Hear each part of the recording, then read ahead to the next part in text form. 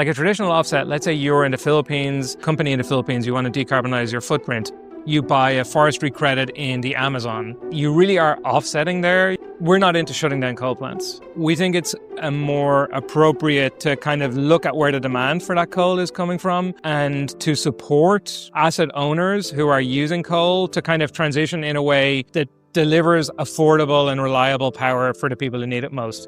All right, I want to welcome everyone back to the Green Hour podcast. We are sitting here during Climate Week New York City at the Rockefeller Foundation office, and we're sitting here with Dr. Joseph Curtin, the VP of Energy Transitions at the Rockefeller Foundation. Joe, thank you so much for joining us today. Thank you. Pleasure to be with you. So I think this conversation is very relevant because we're going to be talking about carbon offsets and some of the work that you're doing at the Rockefeller Foundation with kind of a new version, I would say, of credit, carbon credit. So first question I do want to ask is carbon offsets, they were marketed as a way to erase footprints, but many don't deliver. So why has the market lost credibility? Nice, tough question to start off with.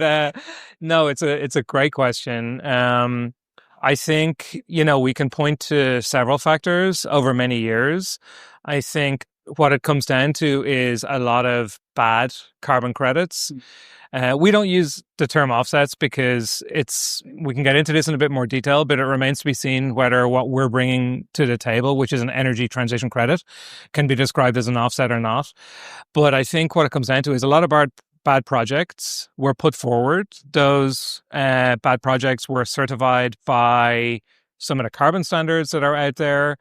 And this has led to reputational damage in the VCM, in the voluntary carbon market. And one of the things you need for any market to scale is trust and integrity. And if those things aren't in place, well, you're just not going to have a viable market. And I think governance plays a big role, right, in these markets as well, and transparency. Yeah. So, it's important to distinguish between the voluntary carbon market and compliance markets. But when it comes to the voluntary carbon market, since we started talking about the voluntary carbon market, there are a number of remedial measures that have been put in place to address some of the challenges we've seen in the past. So one of these is the creation of the ICVCM, the Integrity Council for the Voluntary Carbon Markets. And so now any methodology that gets developed which could underwrite a particular carbon markets project, needs to get certified, first of all, with a standard, and then it needs to go through and receive core carbon principle approval from the ICVCM. And so what that means is there's extra layers of integrity and safeguards being built into the system. And not only do we welcome that at the Rockefeller Foundation, we're supporting the building of all of these integrity safeguards within the system, because we know that if we want to actually do something that has meaningful impact, that we need to have trust and integrity in the system. So that's on the voluntary carbon market side. But we also need to remember that we think that most of the demand for the asset class that we're going to bring forward, which, as I said, is called a transition credit, is going to come from compliance markets. And that is not going to be a voluntary carbon market regulated entity. That's going to be something that is going to be probably regulated under the Paris Agreement. So Article 6 of the Paris Agreement. Then you're going to have another layer. So let's say that a country, let's take Singapore, wants to buy transition credits in part fulfillment of its climate pledge under the Paris Agreement. There's going to be so many layers of safeguards. So they are going to have to whitelist a methodology and say, look, this methodology meets our standards. Then they're going to have to decide the rules of the game. So they may only sign an agreement with, let's say, the Philippines. They'll say, we will authorize projects from this country under these conditions. So they're going to put their own compliance kind of rules in place. So that's like a more of a fully regulated market where national governments decide what good looks like, and then they put in place the right integrity kind of trench safeguards and rules that will ensure that they're meeting their obligations. So it's interesting because the Paris Agreement, right, that's a voluntary, I would say, agreement that countries are signing on to. But I know that in that agreement, you have things like NDCs, the nationally deferred contributions, and you're talking about these, I would say, we don't want to use the word offsets, but these transition credits, right, that are also going to be tied to that. So The thing that I look at, definitely in the private sector, is you have companies that come out and say they're going to be net zero by 2030, 2040, maybe 2050, and they look at carbon markets as a way to solve that. And the thing that I don't like is I read an ESG report and I look in the back and there's no transparency. Like, what are you doing? But I think that goes back to what you're saying with the voluntary carbon markets. In some ways, it's not really regulated yet. Yeah, it's a good point. So one of the things that we have done is we have established rules for what kinds of companies can have access to this asset class, which is called, as I said, a transition credit. And so a couple of those things, a company needs to have a science backstopped target. So they first of all need to say, look, we are committed to net zero transition. The second thing they need to do is they need to have a protocol for reporting progress against that target. They need to be fully transparent. Transition credits or any kind of carbon credit is only going to be permitted as a part compliance with that target. So you need to take the burden of decarbonizing your own footprint, decarbonizing your own supply chain yourself. But the reality is, like, let's take an example. Let's say that you are a large tech company and you have a massive data center in the Philippines. The Philippines grid is 60, 70% coal. So that means that, like, you're plugging into that dirty grid. So how exactly is Amazon supposed to, or let's say, or any other large tech company, how are they supposed to decarbonize their supply chain if they're plugging into a dirty grid? Right. Like, that's what's available to them. That's the only option they have. So what we're trying to do is develop a mechanism which allows a company like that to invest in decarbonization of its own supply chain. So the way this would work is as follows. Let's say there is a coal plant in the Philippines. Let's say it's 15 years old. Under our methodology that we've developed, you can retire that coal asset early. You can fully replace it with dispatchable clean power. You can deeply engage with the just transition, so how that will affect workers and local communities. And what our methodology does is it determines extremely conservatively, and many would argue far too conservatively, what the carbon reductions associated with that transaction would be. It takes into consideration like so-called carbon leakage, so what happens in the rest of the grid.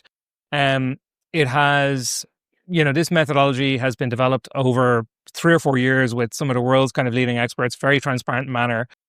And so what that would allow a company to do is to invest in that project, because unfortunately the economics don't stack up. If you're sitting there as a coal asset owner, you've got a long-term power purchase agreement, so you're guaranteed to be able to have income from that project for 15 or 20 years into the future. Then the battery storage is not really commercial at market rates yet. Then you have to bring forward the just transition and you have to find a way to compensate all of the affected workers. You have to remediate the site. You have to bring all of these costs forward. So it doesn't make sense as a commercial transaction.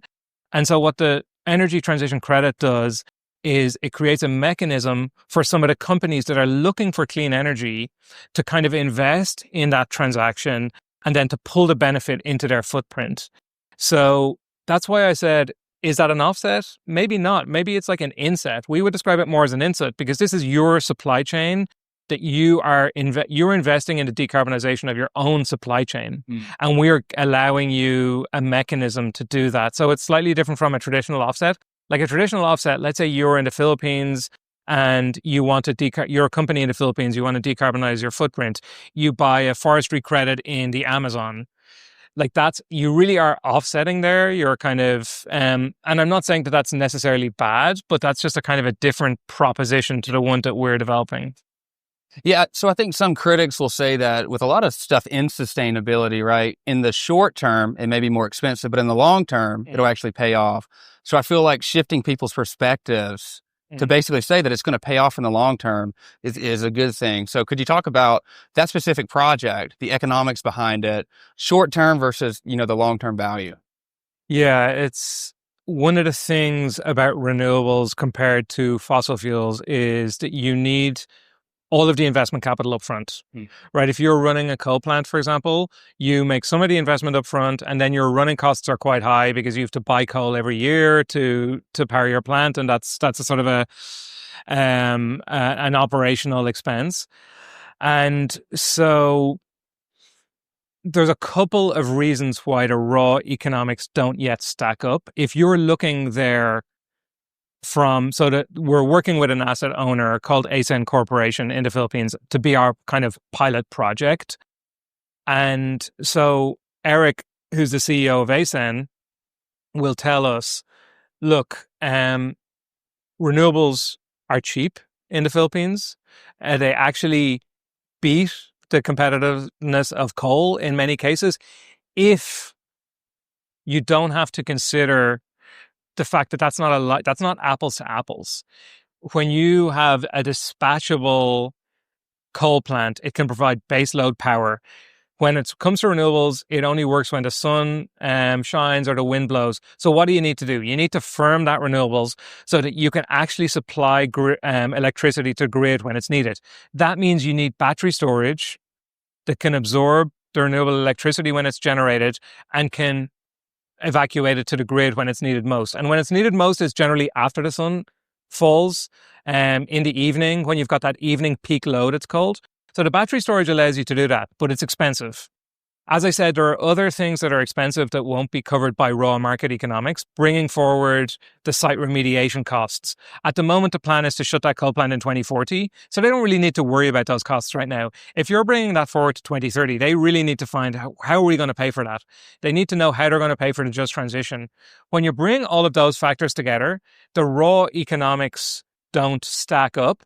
And so if you can monetize the reduced carbon emissions from closing that coal plant early, and then you can sell those to investors in the transaction, well, then the economics starts to look really interesting. And so what we're trying to do is to prove this kind of concept out in practice. And, we're kind of a long way down the road, but like what we need is, the big question is like, well, who's going to buy that carbon asset? Right. And it is companies and it is countries. Yeah. So I guess as the Rockefeller Foundation, as a philanthropic organization, is your role to kind of lead the fund and gather the money and then disperse that money to projects like this one that you're mentioning? Our role has been more like to create the rules of the game. So let me tell you about how we've done this.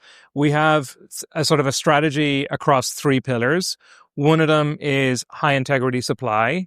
One of them is mobilizing demand. And then one of them is an ecosystem for scale and integrity. So on the supply side, the first thing we did was we worked with a whole ecosystem of experts to develop this methodology. We were delighted when the world's largest, leading voluntary carbon market registry, Vera, approved that work, that methodology, earlier this year. Now, as I mentioned, it has to go through another approval process with the Integrity Council for the Voluntary Carbon Markets, ICVCM. So we've been funding all of that work. We have been convening and bringing together experts. We've been doing the technical work with a whole range of partners. Everyone from the World Bank to the ADB to RMI, Rocky Mountain Institute, a whole range of other partners were involved in that technical work. It cost a lot of money. It took a lot of time. So that's the first thing we were doing. We always knew in Pillar 1, it wouldn't be enough to just develop the methodology. So we've been working with the asset owner, whom I mentioned, ASEN Corporation, to apply this methodology to their transaction. In Pillar 2, it's no good to have a really good project and really high integrity asset class. You need to have people who will buy that asset class. And so we've been investing a lot in mobilizing demand from sovereigns, from governments, but also from corporates in the voluntary carbon market. So we set up something called Kinetic Coalition. Kinetic Coalition brings together 15 or so very large, mostly North American-based corporates who are interested in using this asset class to invest in decarbonization of their own supply chains. So that's been a big investment on our part to bring together the demand piece. We're currently working with a lot of governments around the world, trying to encourage them to use this asset class in part fulfillment of their commitments under the Paris Agreement. And then finally, building an ecosystem for scale and integrity. So we have been supporting everyone from the International Energy Agency to ICVCM to Vera to lots of other kind of rule makers in the system. Because if you have supply and demand, right, that's a market, but you need like rules and safeguards so that that market works properly. And so we've been investing a huge amount in building, like recognizing some of the really significant concerns you raised in the first question, which was like, by the way, straight out of the traps with that tricky question. Keep you on your toes. But like we're taking that like really seriously. And so we're trying to invest in a whole ecosystem of partners that are going to keep the transition credit ecosystem, honest, is going to keep us on our toes, is going to make sure that no bad projects sneak through, is going to make sure that the methodology itself is exposed to robust kind of stress testing, that we can amend it and improve it. There's going to be a little bit of learning by doing. So that's our kind of role. We're not like directly investing in the actual projects because the whole point here is there's not enough philanthropic capital in the world to invest in these projects. Like these projects, the first project we're working on is a $2 billion transaction. Like that swamps philanthropic capital. So you need to kind of find a way to get the market to work without needing subsidy from philanthropic capital. So one question I would ask, I mean, you mentioned that I think this project in the Philippines, you're going in, you're trying to shut down, I guess, this coal plant by 2040. Will this, this coal to clean credit initiative, will this work with coal plants that are already shut down? And I say that because I went to school in Kentucky, in Eastern Kentucky, and it was, one of the coal mining areas of the world. And you have a lot of abandoned coal mines there. And I know the Biden-Harris administration had put funding in, I don't know if it was the bipartisan infrastructure law or what it was exactly, but millions or billions of dollars to try to clean up, old abandoned coal mines. But I'm just curious, are you just looking at the active coal mines and trying to shift it? So our kind of theory of the case, so first of all, I think that work, transitioning coal dependent communities in a way that improves lives and livelihoods, like that's the just transition. Like that's, if we don't get that people aspect of it right, none of this works.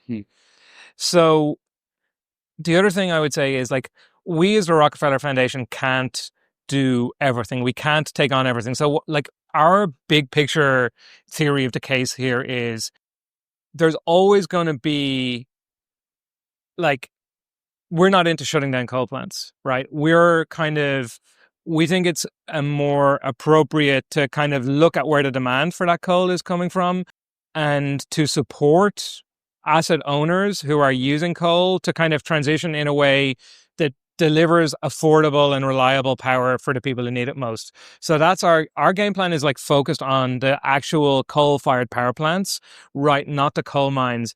But we have a lot of partners. And the second thing I would say is we don't do a lot of work in the US. Like we're trying to focus on the countries that need our support most. Like you said, I think the previous administration, I think it was like the Build Back Better, bill, they had a huge amount of investment earmarked to support the transition of communities who have generations of people working in coal mining. And I think that like that's where governments really do need to play a role. They really do need to kind of get involved. We haven't been directly involved in that work in the US, but I think it's quite honestly, it's like some of the most important work that we can do. What we are seeing is, from the Build Back Better bill before up until the start of this year, what we were seeing was like all of the investment under that piece of legislation was going to red states. Was going to states that and it was to build the clean energy economy of the future. It was to support domestic manufacturing of batteries. It was to kind of create an alternative economy so that those jobs, so that people could go to work in the clean energy economy. And like, you don't need to get kind of black lung, to just kind of, put food on the table. And like that work is like really tricky. It's really hard. It takes generations. It takes amazing community organizations to work with people who've been doing that work for years. It's really important work, but I would say it's not work that we've directly been involved in. I mean, one note that I would say, and what I've kind of thought through everything you've said, is with the Coal to Clean Credit Initiative, what you're really doing is investing in the communities themselves. You're not only, I don't want to say you're shutting down a coal, powered, power plant, but what you're doing is actually investing in the communities, helping the communities find new, employment, new jobs, and you're not just, turning the lights off per se. Yeah. That's a hugely important aspect of what we do. So under the methodology that we developed, like half of it is on the just transition.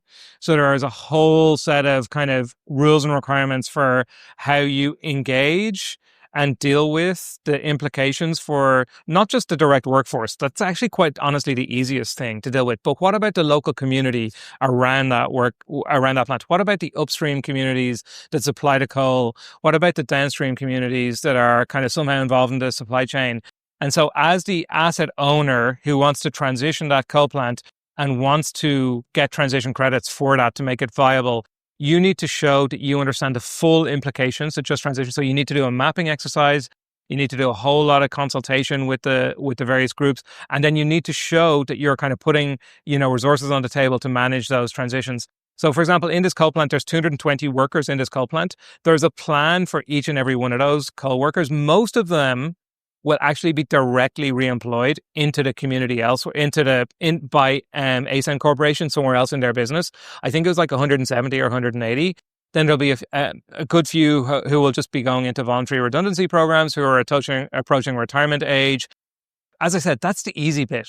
Then the hard bit is like, what do you do with the local community? This is like the Mindanao community in the Philippines. So like that asset is the pride of that local community. And like we've been there, we've visited that like coal plant, we've talked to the local community.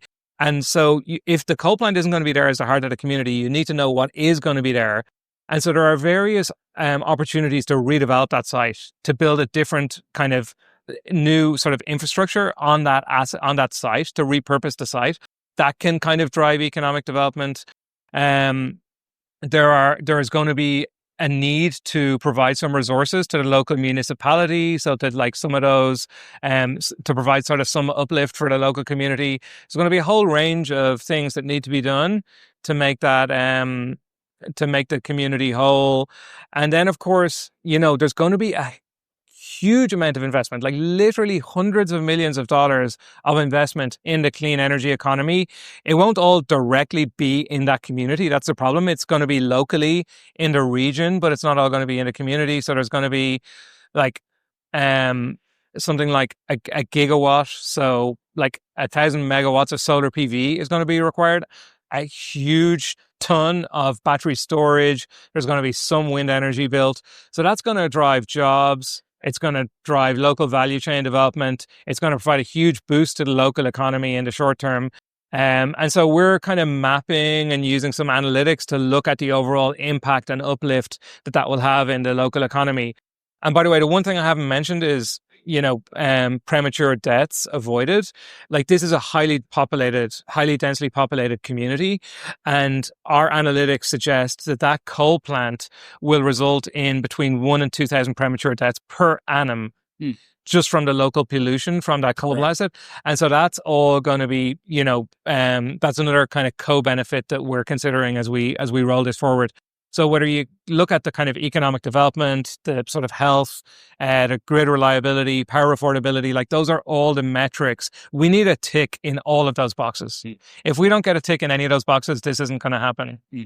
Yeah, I think the last thing I'll say is I think we've got it wrong in the U.S. in the past. I talked about Kentucky, Eastern Kentucky, that's with mining.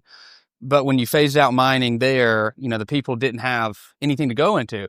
So I love this approach, what you're doing in the Philippines is this pilot project, and as you'll scale it out, actually investing in the communities. Yeah. And to be honest, unfortunately, there's plenty of worst case scenarios to point to, and not a lot of best case scenarios. And we're acutely aware of Kentucky, the Appalachian kind of region. I think North Dakota as well as another coal region in the US. And some of these communities have really suffered, and like I said, the US in some ways, Germany, the UK, like they are ahead of the game.